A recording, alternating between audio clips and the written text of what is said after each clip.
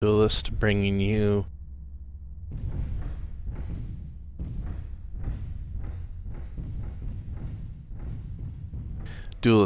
Chaos March action from the night portion of the cycle on TC Monument, a map you don't see a lot these days. The two teams taking 5-player random pre-built lists, and this is as good as we're going to see anything. Luckily, we can see a little bit. Not as dark as Nocturnal Valley, but whew, it's close. That's a Mauler. Black Lantern.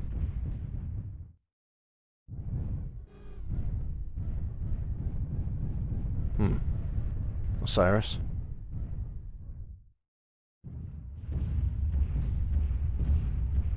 What's the big boy? Oh, Chimera. Huh, Vulture. They don't have a... well, the Mauler's the big boy. Interesting. The two teams battling it out. Trying to see a conclusion to the planet. We're within striking distance of seeing an end to the campaign.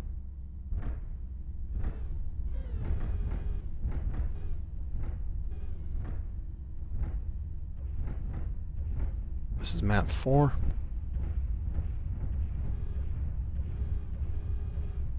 This team represents the defense of the planet. Wide open spaces.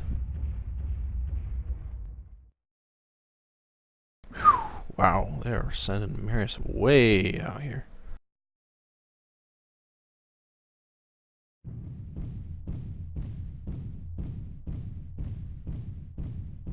He's got plenty of speed. I'm not sure who the drop commander is in this situation. You have two outstanding commanders in Marius and Null. Maybe that's why Marius is way over here. Maybe Null's handling the drop coming and Marius can concentrate on heading out and trying to locate those other teams' mechs.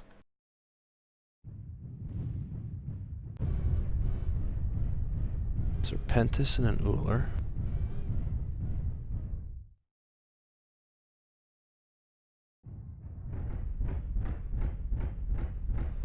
Sounds like a Warhammer.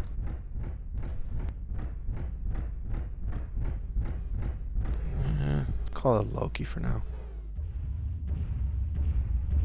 MK2.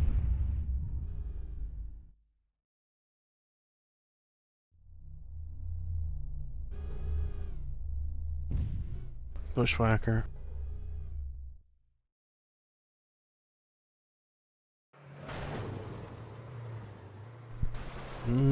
Chevalier. Small teams have good radar, good scouting packages. And we might be in for a long battle here. We have a 30-minute time limit, and the two teams are setting up and only sending out their scouts right now. Of course, the Chevalier are only a 35-ton support asset, strictly a support asset, where arguably the Black Lantern can do some battling. Just look at that beautiful sky. Look at all those planets out there.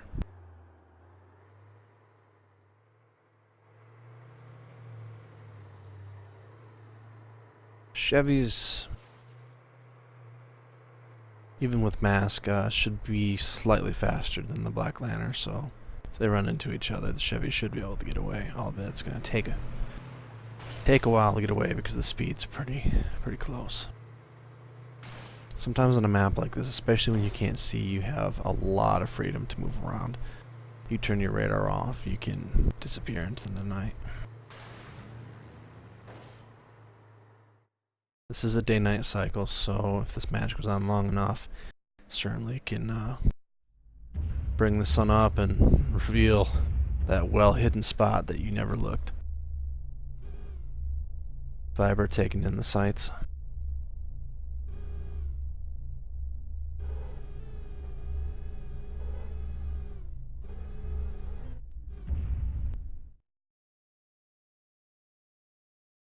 And you just see how dark it is. There's enough light that you can see in front of you. You can see things firing. But you get up in the air, it's pitch black.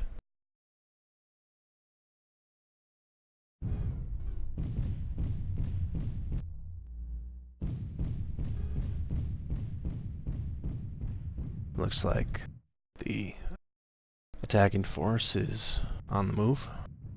So we follow the bushwhacker with Bayard. Looks like that once we get against the silhouette of the stars, you're able to pick up at least the outside edges of the assets.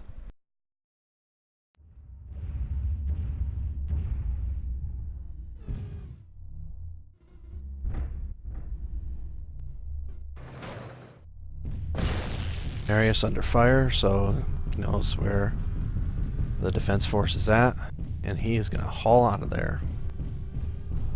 PPCs will eat that mech alive and hurry. So at least the two teams have a rough idea of where they're at. Marius is going to try and see if he can get what visual information. These mechs, unlike us, have night vision, so they are able to see stuff, so they can pick out at least the silhouettes of something in the distance, but certainly is not your typical match right now, being able to visually get things. And I believe that even with GECM, the radar packages will be a little bit limited here because of the extensive cover by the large rock formation.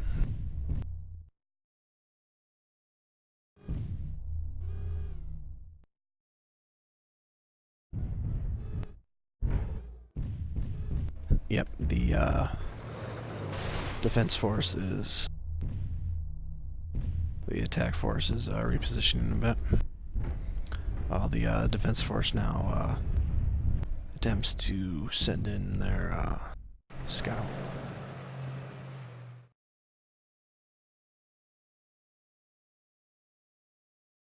Let's get a feel for how dark it is.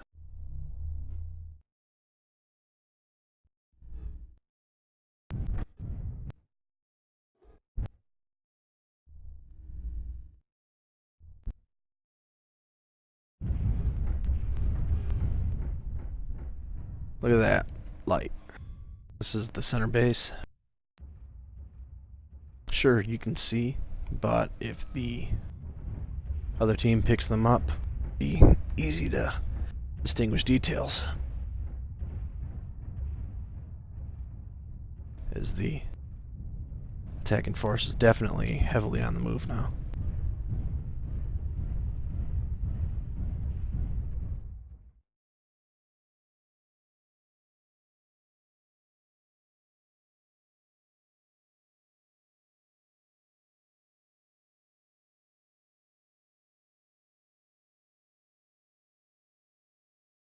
Two teams still a good ways away from each other. The two teams, the veterans, are all on both teams, but some of these players have been playing longer than others and will certainly remember this map better. But for the most part, it's been so long that while both teams had an opportunity to play for a good 20 minutes beforehand, this is still new territory.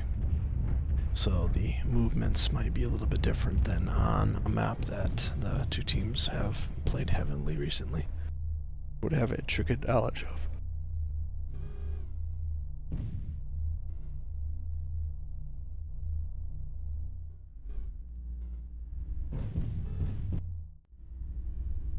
With so much on the line, patience can pay off here. The first team that blinks may pay the price of defeat.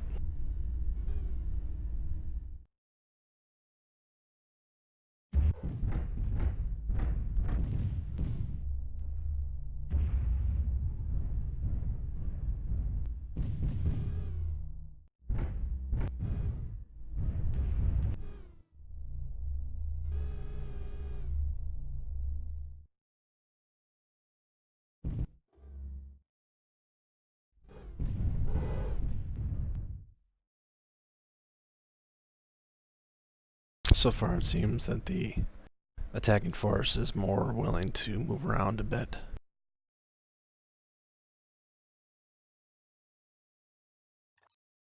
There is a 30-minute time limit. I've already had one possible time this campaign. It would be very, very strange to see two. You can see how much that light just exposes you.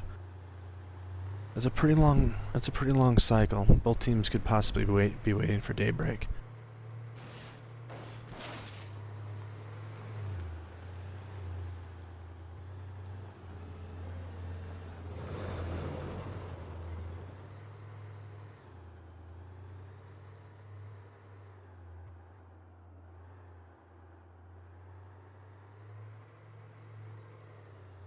11 minutes lapsed. Outside of that first PPC shot, not a whole lot of action so far. Ah, well, there's Marius. You get what you wish for. We talked about this earlier, that Mechwarrior is no match for that Black Lantern. We are right on the outside edge of the weapons range. Marius probably realizes this. Let's loosen the RPPC. Backs up, tries to bait him in. They pepper a couple of machine guns. See if Marius wants to come in, and Marius decides to run away and fight another day. Just so beautiful. This map. Nice job, Ancient Demise. An excellent map.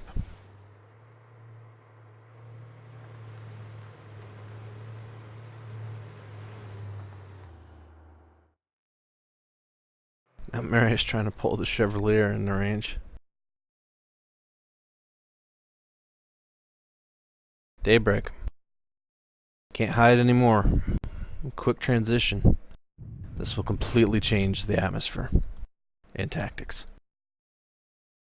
Because you see just how quickly Marius, hidden, hard to see even with all those optics, is now wide open and expressed. If he gets within range, something will hit him. I don't believe there's enough time in this match to go back to the night cycle. So, we watch that sun come up.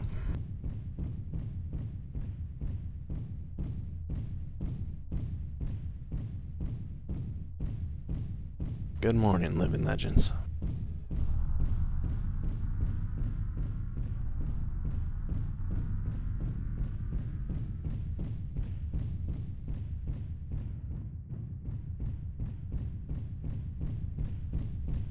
There, he's trying to get targeting info.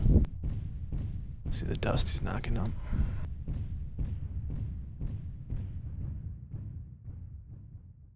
It's gonna be a beautiful day.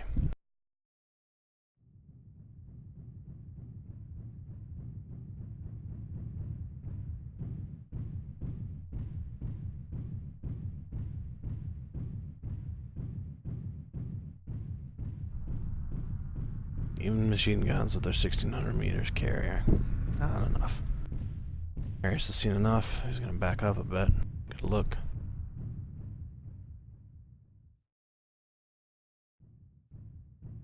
The brilliant sun rays shining through.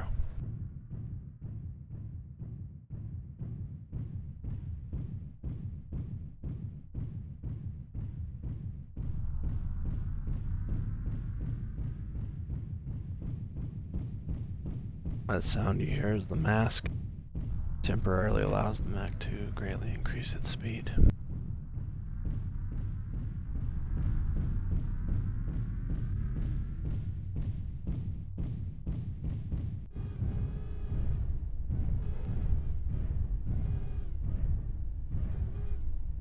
The attackers continue to hold their ground.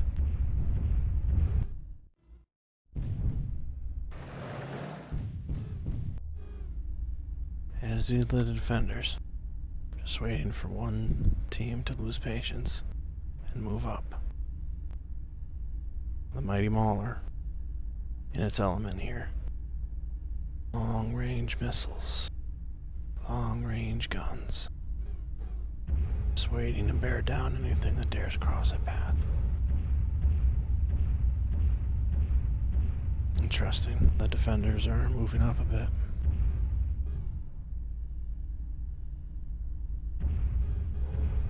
Great sight lines during the day, but you see even with enhanced optics. Two teams trenched in. Patient. So much on the line. Neither team wants to make the first move. Relying on their scouts to get the information they need. Bear down these mighty weapons of war. They've set up their long-range assets, split up their forces.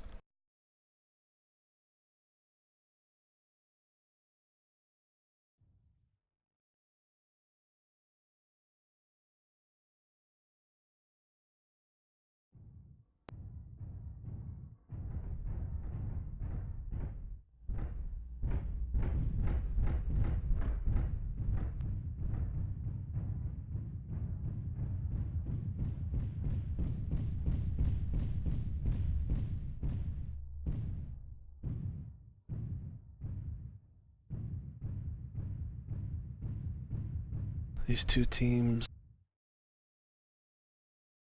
have a lot of veteran leadership and skilled pilots. And you are seeing the type of discipline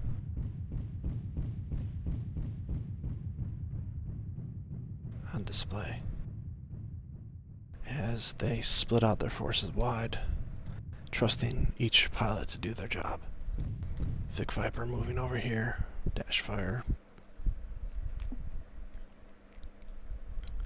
Moving back toward the group. Look at the amount of distance they have to cover. Even the longest range weapons in this game won't move this far. The attacker's on the move again. Attacking force moving again to center. Second time they've been there.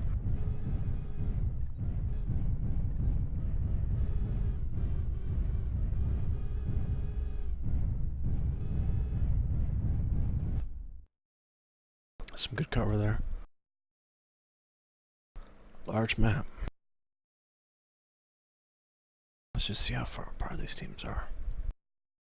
If I remember right, the defenders are along one of the edges.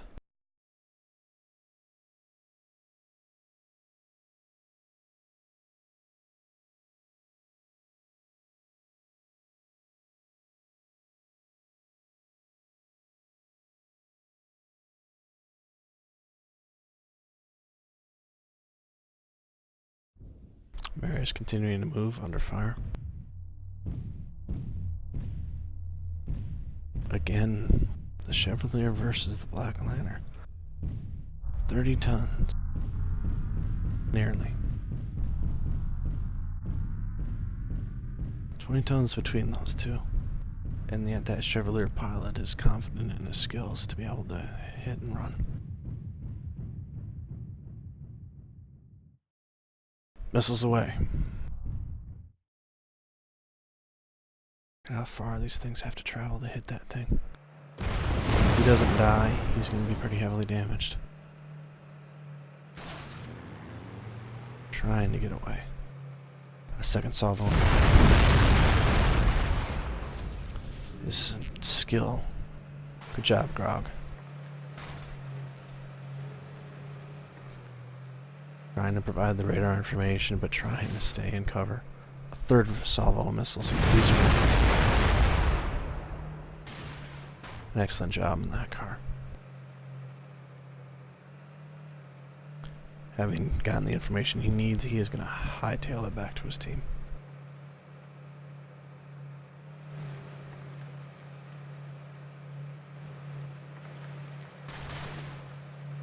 Gun never ready. Moving back in.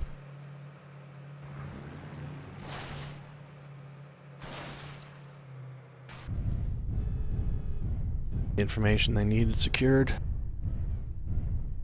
The attackers slowly move up their advance.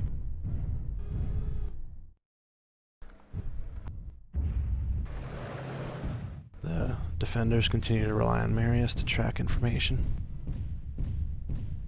They're moving Vic up for support.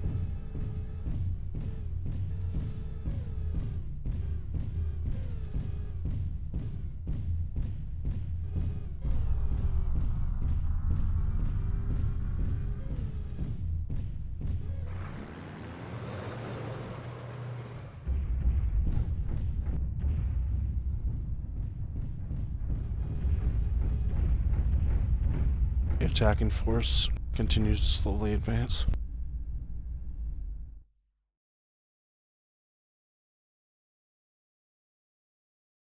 Meanwhile, most of the action continues to be between the scouts.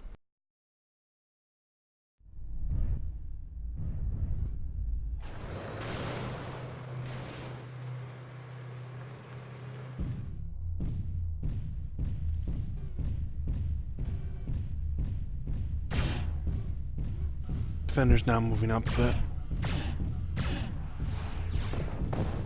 Our scouts trading action.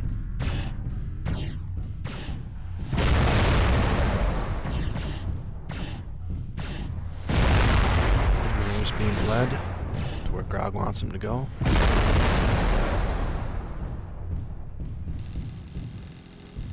Marius overheats. He recovers quickly.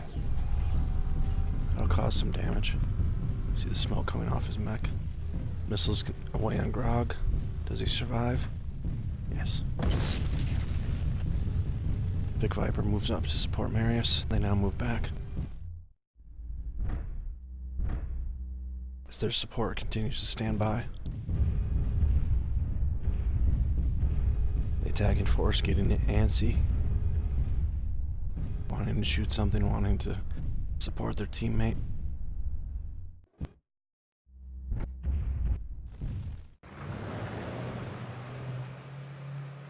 Marius, having taken pretty decent damage from that overheat, might not be able to keep up with Grog as well. Amount of speed difference might be different. Might be too great for the Black Lantern to keep up.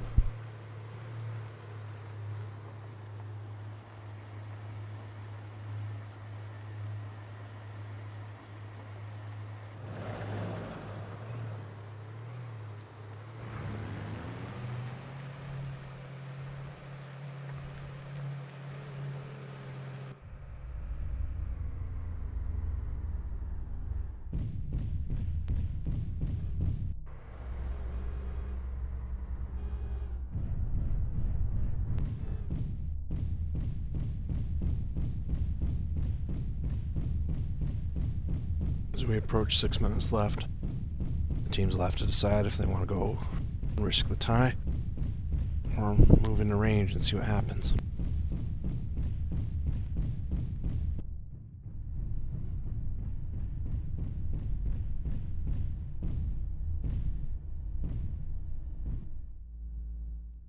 Both sides are digging in, not willing to give up any advantage from their positioning.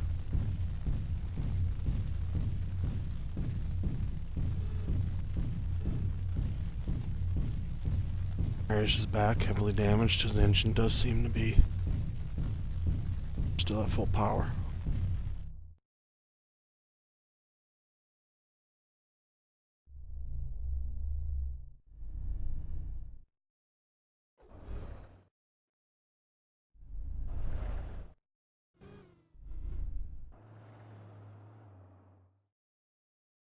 The attacking force, having sent their scout in,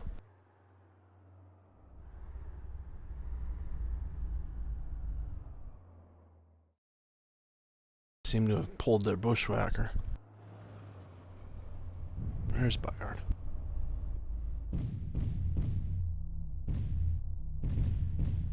They're having Bayard advance,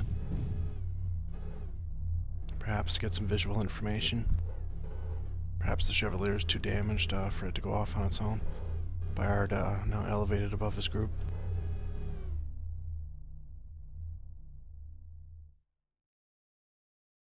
The attackers are on standby. So unless one of the two teams moves, perhaps they're waiting for the edge of the map. The edge of the time limit. Proxima moving back. Is it possible the defenders are moving?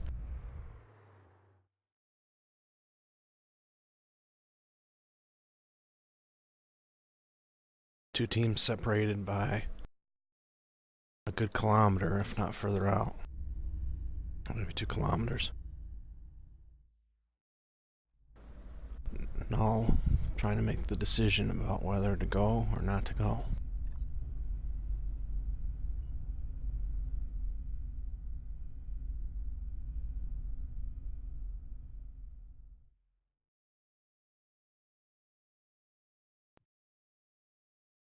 He's made his decision. Viper letting loose LRMs, seeing if they can kill the scout and then pull back and win by default as the timer.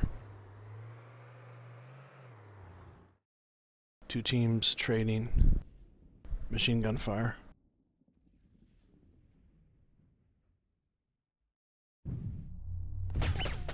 They are moving back, being extra careful. Proxima would want nothing more than to unleash the full power of that MK2. Is Null called for a charge? Alarms away. Teams are in range. We have battle. Null's decided, let's go for it. Missiles away. Split evenly between Burner and Proxima.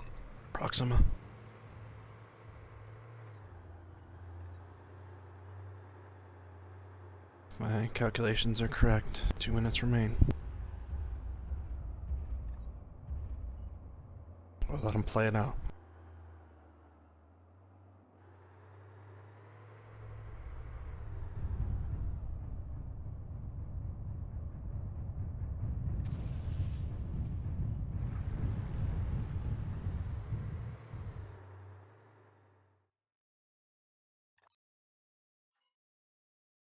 Where's Serpentis? Missiles away. Serpentis way out of position here and very, very much cover, but also in a very dangerous spot with so little time remaining in the match. Oh boy. If you're Serpentis, you're just hoping to hang on right now.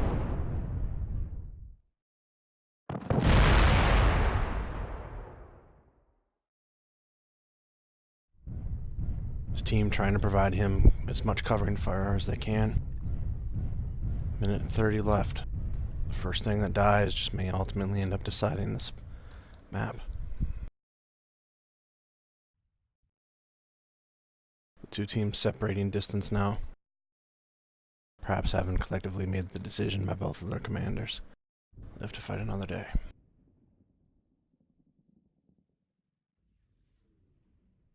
As we enter nighttime.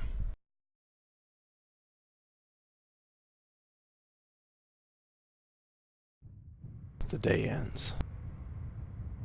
For both the map and perhaps for Cast March. Missiles incoming. Who's it locked on? Grog probably can't take many more hits like that. 40 seconds. Wow, the attacker's saying, let's move. Attacking force, we have the cover of nightfall.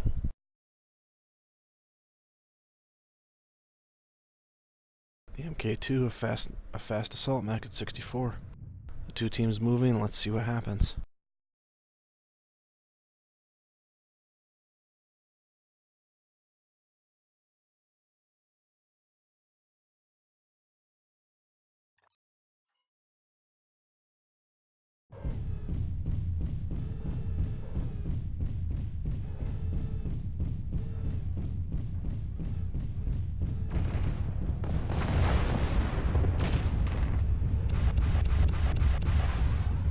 Two teams deciding to move in, and we're full battle just joined.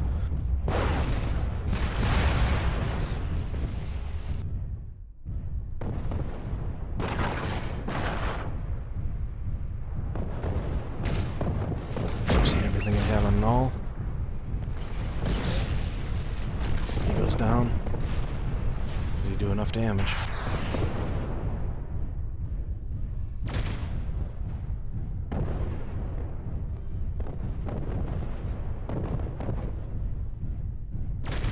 match ends in a tie. Because of the timer. I cannot begin to imagine the team's response. Dash fire down. Is that enough to turn it?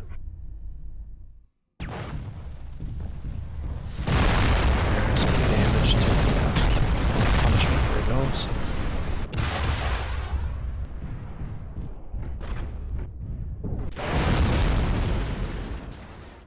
There goes Viper.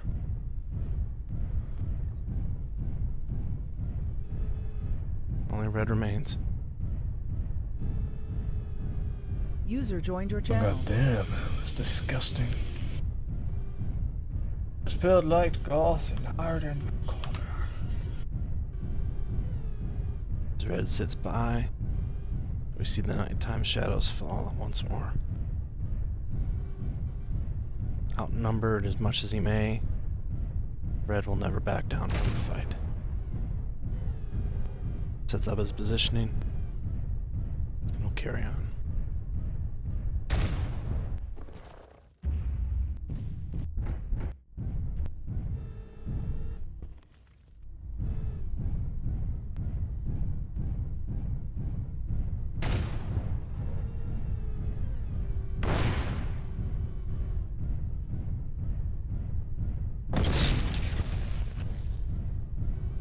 Red won't be able to take many more hits like that.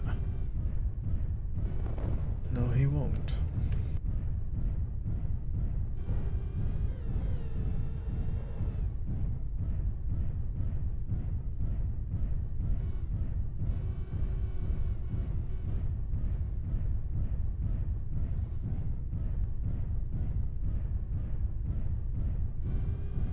Waits for a shot, doesn't like it. Running out of map.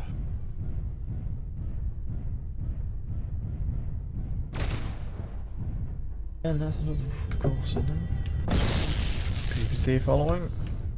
Not sure he can see well in the dark if the PPC hits. Boss out.